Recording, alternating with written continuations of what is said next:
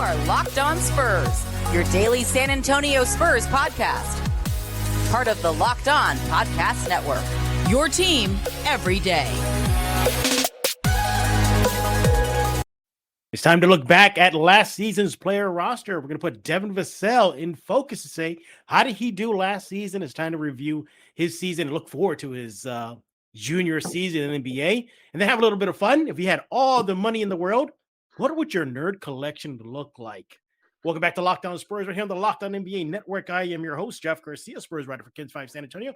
Glad to have you back. Thank you for always making Locked On Spurs your first listen each and every day. Free and available wherever you get podcasts. We're going to be having a lot to talk about today about Devin Vassell. A lot of Spurs fans think that he could be making quite a jump next season.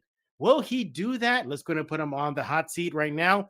And who is going to join me in grilling said Devin Vassell is James Pledger. He is with San Antonio Sports Star, co-host of the Saturday Morning Hangover, and big-time Iron Man fan. Welcome back, James. What's going on, Jeff? How are you doing, my friend? I'm doing, you know what? Did I tell you what I did yesterday was something really stupid? I went to this gym on the south side of San Antonio where there's no AC, no ceiling fans, in a shed. Like a metal shed. And it's hardcore. And you're working out, lifting weights, and running, man. I that was ridiculous, especially in the San Antonio heat. Like 107 yesterday. Good Lord. Well, inside, before I left, it topped out at 97. And that was before 5 o'clock San Antonio time hit, at max heat time. So I think I was just working out in the sauna, basically. Pretty much. You were absolutely working out in the sauna. Oh, man. But other than that, man, how are things going for you? Oh, it's good, man. Just staying extremely busy. We've got the new strongest FM sports signal in Texas, and one of the longest reaching signals by any sports station outside of Dallas. So nice. Things are going pretty well over at the Star right now. Well, James will tell you more about what's going on, all the positive news coming out of the Star much later in the show. But let's go and dive into it. Devin Vassell is on the hot seat today. We're going to look back at his sophomore season, look ahead to his junior season in the NBA. And right off the bat, James, I got to get your general thoughts. What did you think overall how he did in his second season? I really liked what I saw out of Devin Vassell in his second season. On both ends of the floor, he seemed to really progress as a defender. That length causes trouble getting in passing lanes, and his shot evolved in his sophomore season. He really increased his three-point shooting and his stroke, and you saw they put in the time over the off season to put in a little off the dribble and, moving without the ball and really finding different ways to score. And it showed itself this year. And I'm hoping that another off season like that can see and provide hopefully another similar jump from his sophomore to his junior season even. And that would be huge for Spurs fans and the team moving forward. What I liked, we'll get into the X's and O's in a bit, but what I like were the intangible stuff. He was, would it be safe to say he was a little bit more vocal when the team was playing bad? He was a little bit not afraid to put it out there if the team was playing like crap. In the playing game, it was him who really shined bright. He seems to be kind of this player that I think Spurs fans and maybe the Spurs should start seeing as a huge key in this rebuild. Because what do you think? What do we say? It's the rebuild. Lonnie Walker, Devin. But James, don't you think it's time to bring in Vassell into that conversation? Yeah, you saw vocally on the court Devin Vassell more involved in helping people get set, whether it was defensively or even offensively, being a lot more vocal pointing out where players should be on the floor. And that's huge for somebody that's only in their second year in Pop system.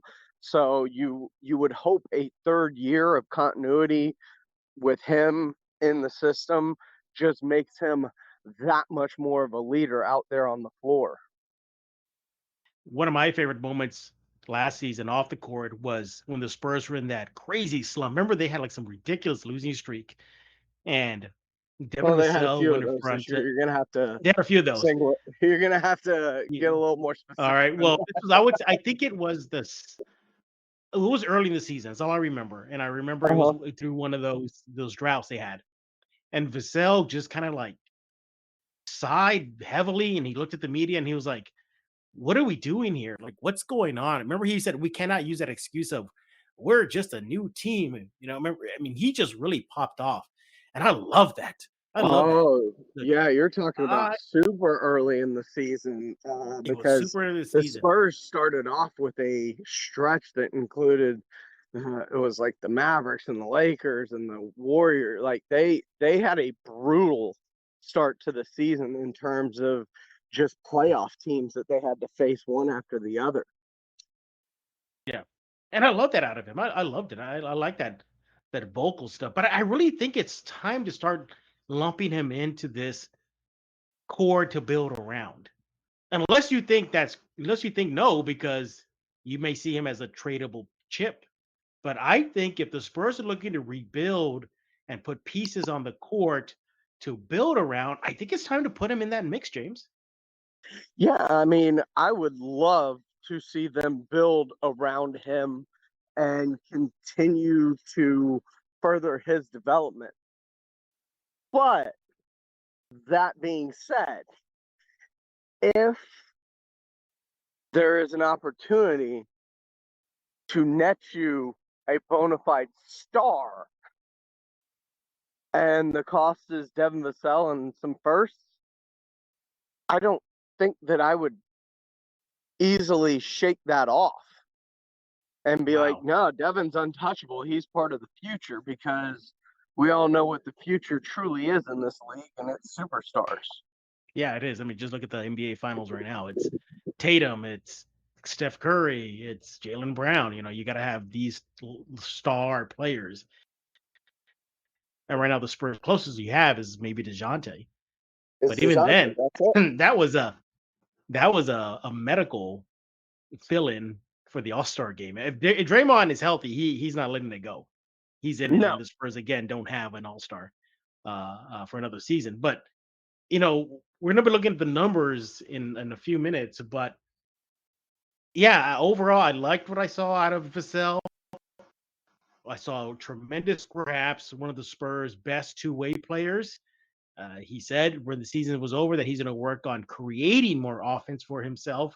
And the Spurs have released pictures of them working out. Well, he looks like he put on some size, which is good. I think that's going to do well for him going into his third NBA season. But yeah, I mean, we're going to start looking at some of the numbers right now. We get back. And once again, we're with James Pledger with San Antonio Sports Star. Make sure to follow him on Twitter at @IamPledger. Do it right now. I want to talk to you about Truebill. Look, you do have one of those subscriptions that renew automatically. Yeah, sometimes they renew without your consent. Well, that's pretty much a business scam out to get you. Don't let greedy corporations pocket your money. Download Truebill today. Take control of your subscriptions. Truebill is a new app that helps you identify and stop paying for subscriptions you don't need, want, simply forgot. On average, people save up to $720 a year with Truebill. And because companies make subscriptions hard to cancel, Truebill makes it very simple. Just link your accounts. Truebill will cancel your unwanted subscriptions in just one tap. You got yourself a Truebill concierge. It's there when you need them to cancel an unwanted subscription so you don't have to. I love Truebill. They save me so much money. I got it. You should get it too. Over 2 million users. Help them save over $100 million. Don't fall for subscription scams. Start canceling today at Truebill.com/LockedOnNBA. Go right now, Truebill.com/LockedOnNBA. It could save you thousands a year. We're back with James Pledger. He is with San Antonio Sports Star, co-host of the Saturday Morning Hangover. And in just a few minutes, he's going to tell you all the good stuff that's coming out of the Star and why you should be tuning in each and every day. And you should. It's great. It's a great lineup of shows. Again, James will talk to you about that momentarily. But the NBA draft is fast approaching. Check out the Ultimate NBA Mock Draft, which starts June 16th with over 50 insiders. Nothing equals the Ultimate NBA Mock Draft. The Locked On NBA Big Board Draft experts plus the Odyssey insiders. First pick is June 16th. Search Ultimate NBA Mock Draft. Follow now so you don't miss a pick. And we're talking about Devin Vassell recapping his sophomore season with the Spurs. James is going to look at some numbers now and see just how much progress we saw last season. So obviously his games played spiked. He went to 72 games played. He started 33 of those 72 games, averaged 27 minutes per game, had a big leap in point production, 5.4 his rookie season at 12.4. Rebounds went up 4.3. Assists went up 1.9. Steals 75. Shot the ball 43% from the field and 37% from the three line. Where do you want to see him statistically get better next season?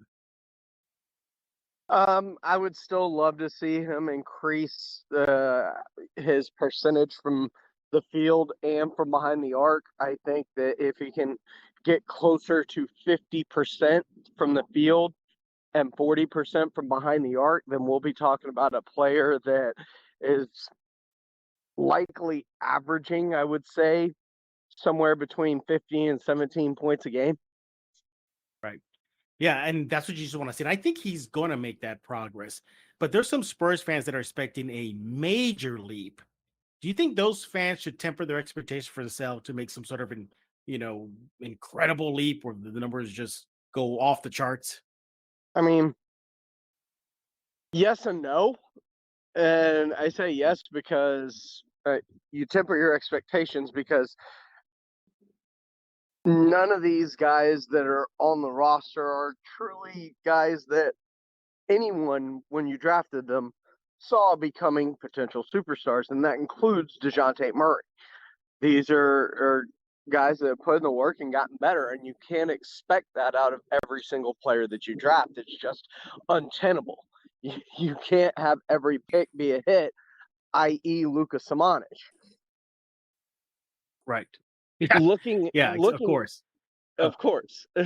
But looking at it, the way his game developed from his first year to this year, and his body style and how it's changed and how much more comfortable he looks, I could see him making a decent sized jump this upcoming season. But remember, a lot of his jump is also going to have to deal with what do the Spurs do in the offseason.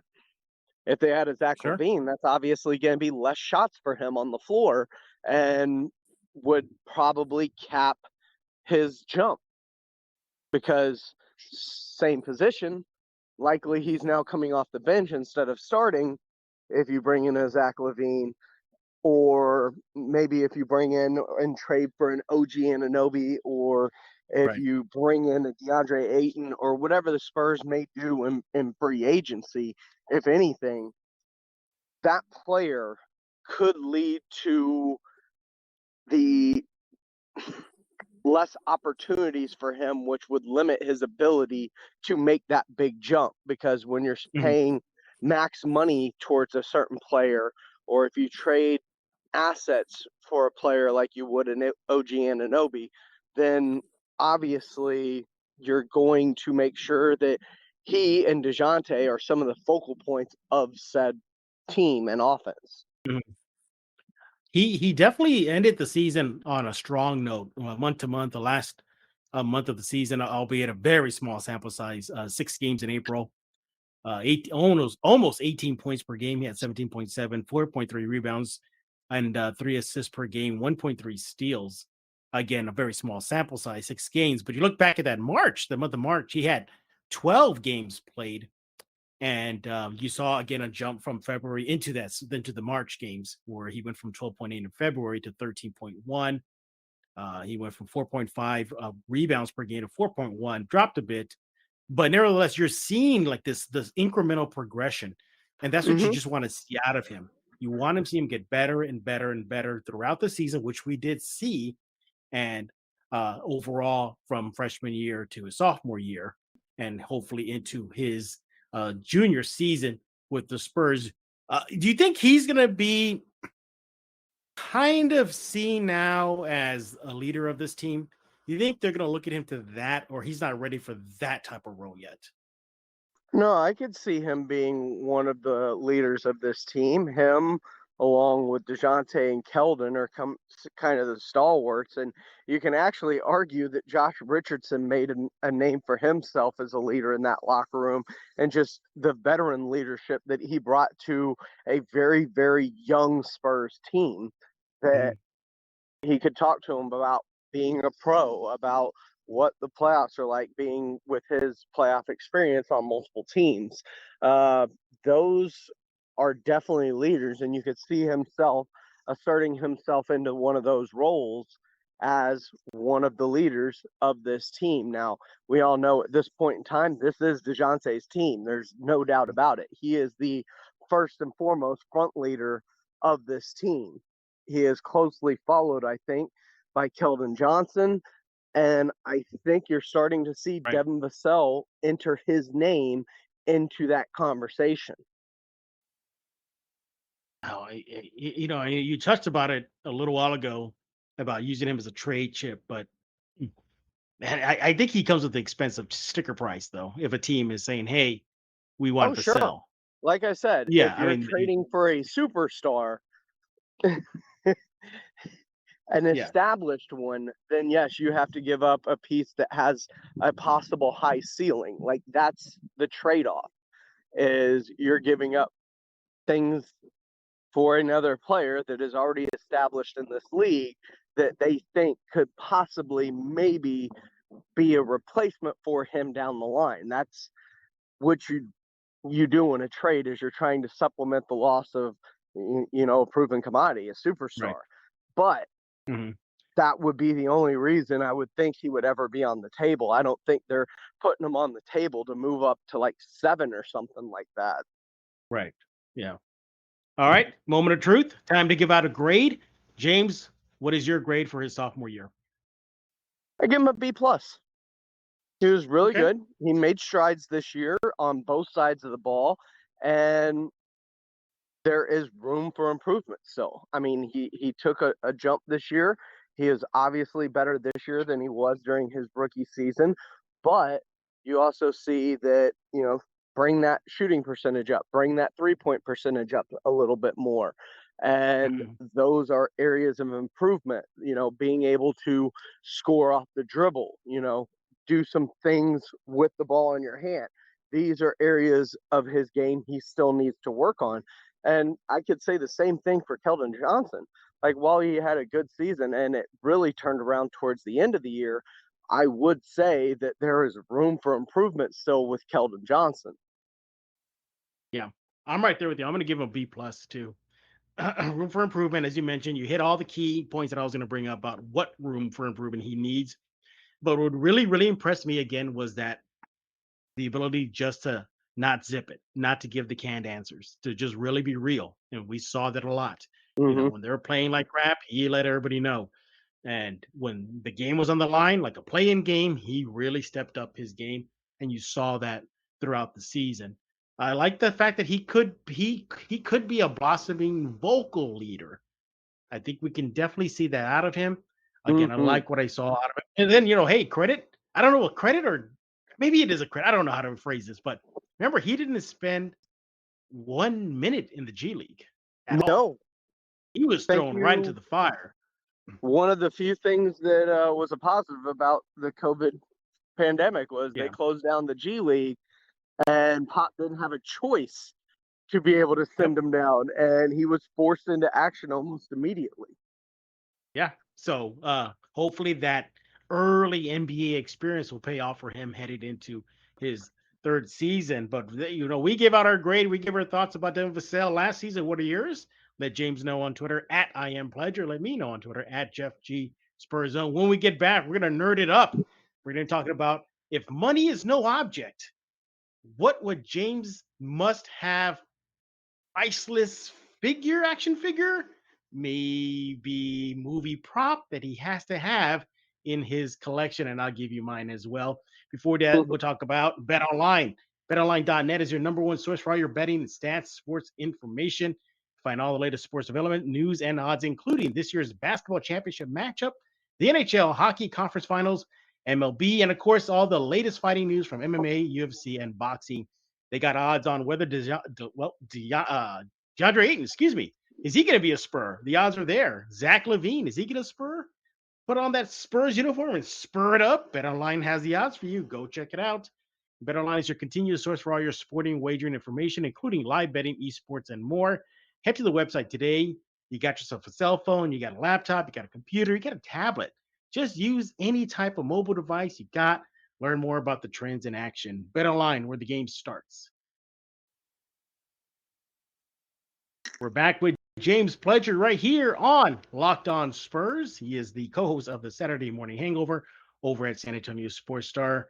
And it's time to nerd it up here. Now, how did this happen? So, James, I think everybody listening knows that Tony Parker is donating to the San Antonio Museum of Art his nerd collection. Yes, for those who don't know, Tony Parker is a big nerd. Like, I like action figures, but then there's Tony Parker, James, who took action figures to a whole other level and got life-size action figures, like a life-size Hulkbuster, a life-size Darth Vader figure, a life-size Thanos. Yeah, with Thanos, how tall he would be in real life, Tony Parker has it. And it's on display right now at the San Antonio Museum of Art. If you're in San Antonio, go check it out. I highly recommend it. But using that, James, and you and I are both nerds. We don't hide that. We're very open about that. If money's no object, what are two nerd things you have to have in your collection? Oh, God, you're limiting me to two? Yeah, because I'm running out of time. That's why. All right, two things that I have to have. One thing for certain I want is I want the Iron Man Mark 50 armor. Now, which is that one? That one's the one from Infinity War, where he first displayed the nanotechnology. That's the little button he had on his chest, right? Yeah, came And straight out of the arc reactor. Yeah. That one was dope. I love the sleek and design and look of that one. And if I had to get something else, I would probably lean towards, because I'm a big costume type guy. I love the outfits that a lot of people you cosplay wear. Too. A lot of people don't know this. You do a lot of cosplay, yeah. So I think an authentic Pattinson bat suit would be just awesome, because there's not really, outside of the one from Titans, a Nightwing one that I would truly want. So I go with that Pattinson one because I love that armored plate look on the front chest. Well, Christian Bale had the armor a lot of Arkham Asylum. The Christian Bale costume with Dark Knight Rises and The Dark Knight, it was armor plated too. I think didn't Fox warn him there's a Kevlar you have armor. Yeah, you're gonna have armor plating, Kevlar plating, but you're gonna have gaps. What about that? Well, would you like that outfit if you could afford it? No, I really liked the way that the Batman, Pattinson's Batman, I love the way that costume looked. Like, that was insanely well represented, I thought. And not only did it look realistic and functional, as in something that could be used currently in today's day and age, but also just the steel plate. Like I said, it's got the Arkham video game series feel to it as well. Right. And I really like that. Tony Parker does have the Pattinson suit on display right now at the San Antonio Museum of Art. It's there. I have a picture of it. I should send it to you. What about you? Yeah, I'm definitely going to send it to you right now, probably as soon as we're done here. For me, my two picks, I would want the tumbler with the Bat Pod. The tumbler, in my opinion, is the greatest Batmobile made. I mean, the thing was a tank. No argument. It can haul ass. It had functionality as far as it had a stealth mode. It had the bomb ejector. Because then he could throw out bombs in the back. Mm-hmm. It had the I don't want to say a GPS, but remember when he would like lower himself into the middle of it, Yep. like the tracking system would Targeting guide him. system. Targeting system. Thank you. Yeah, I love the bat and the tumbler, and it could take a beating and keep on ticking unless you get a bazooka and hits it, and then you're done. But just then to have the functionality of the bat pod in it, like that's your escape pod right there. The freaking bat pod, James. Can I amend mine then? Go ahead. I want to go with at the very beginning of Too Fast and Too Furious, that skyline that Paul Walker had. Oh, that thing was a bad boy. Like if I can pull a car, that's the car I want to pull now. And by the way, I did ask Tony Parker this, and I think you're probably the first person you're going to know. You're going to find out. I'm going to tell it to you, and obviously everybody listening right now. My first question my first couple questions with Parker, I did a one-on-one with him, was if he could pick a suit, which suit would it be?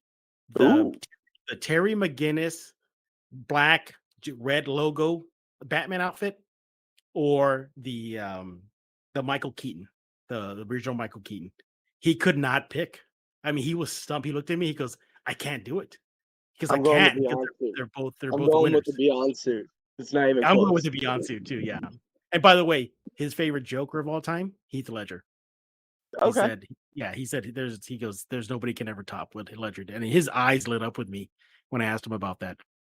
So my second, if money's no object, nerd addition to my collection, every single movie screen used lightsaber from the prequels to the OGs, not the new one, not the three latest ones, because those don't exist in my head.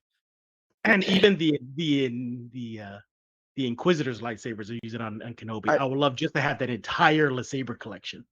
I mean, you should get the new ones. I mean, if money's no object and you're getting all of them, you should get the new ones too, because Kylo's was pretty dope. And at the very end, Rey's, the one she built herself, was dope. Yeah, I've never seen the last movie. I still refuse to see it, but I've seen pictures of it. It looks like a stub, or I don't know how to describe it. It looks funny. Like it doesn't look like a traditional saber. It looks like a dumbbell without the dumbbells.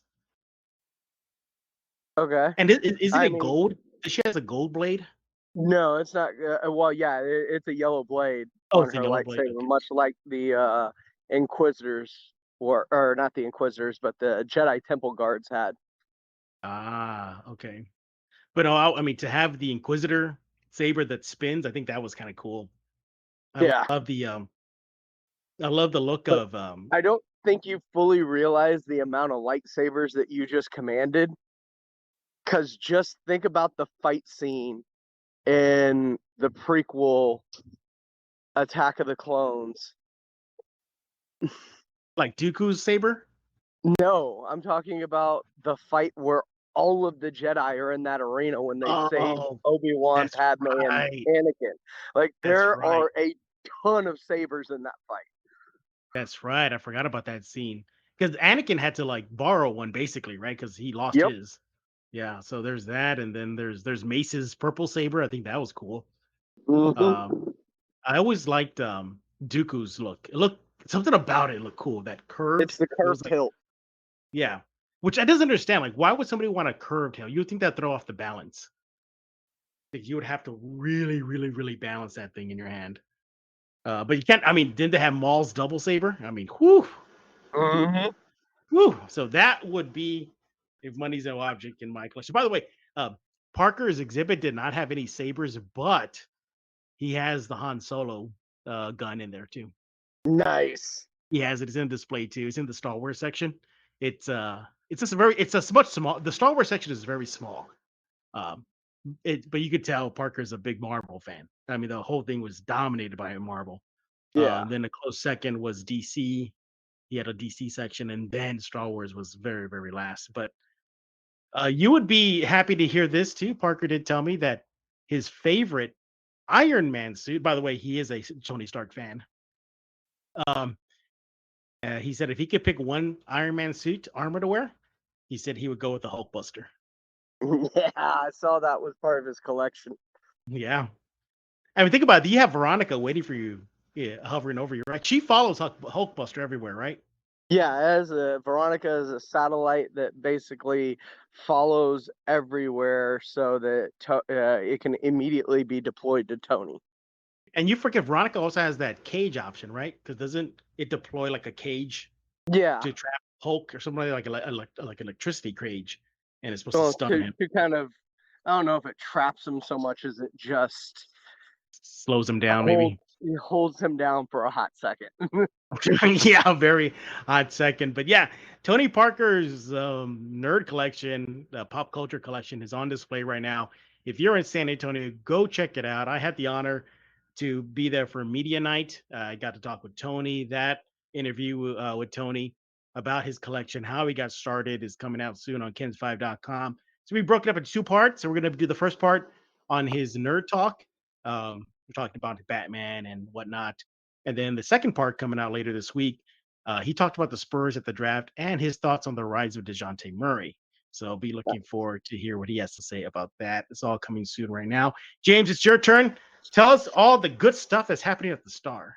Well, the Star is now your strongest FM sports station in all of South Central Texas, and you can catch us clear up all the way into San Marcos. I was out in New Braunfels and Canyon Lake this weekend.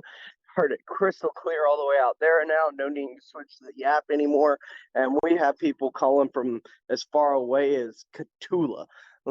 I mean, we have the region covered, and it all starts Monday through Friday, 7 to 10 with R&R in the morning as Rudy, Rob, and myself get you started off. Then, of course, Michael Jimenez will get you going from noon to 2 on halftime. Jason Minix and Joe Reinagel bring you home on the Blitz from 4 to 7. And, of course, you've got me on the Saturday morning hangover with my guy Jack Thompson as we have a new time Saturday morning starting this coming Saturday from 7 to 9. Ooh, look forward to that and much, much more. Yeah, I love listening to their programming. Keeps me busy at work and helps the time fly by at work, I should say. And I love being a guest either on James's show or Michael Jimenez's show. It's such a great time. Again, 94.1 is the new signal. So set your radios to that. Subscribe to Locked On Spurs, wherever you get your favorite podcasts. We're now on YouTube. And of course, as always, Stitcher, iTunes, Google Play, the list goes on. And we thank you for making Locked On Spurs your first listen each and every day. Now go check out Locked On NBA Big Board. They got host Rafael Barlow from NBA Draft Junkies and author of the NBA Big Board newsletter. And they give fans an in-depth look into the NBA draft, mock draft, player rankings, and of course, Big Board. Spurs fans definitely should be keen on that right now with the NBA changes right around the corner. The NBA draft is fast approaching. It's like what? I know. Like 10 I'm days. very excited because this is a big one with the Spurs holding 3 picks, and most people are quite certain they're not going to use all 3 of them. Ooh, good times. Another reason why you should check out Locked On NBA Big Board. It's free and available wherever you get podcasts. So for James, Tony Stark, Pledger, I am Jeff Garcia. We're going to put a lock on this episode of Locked On Spurs.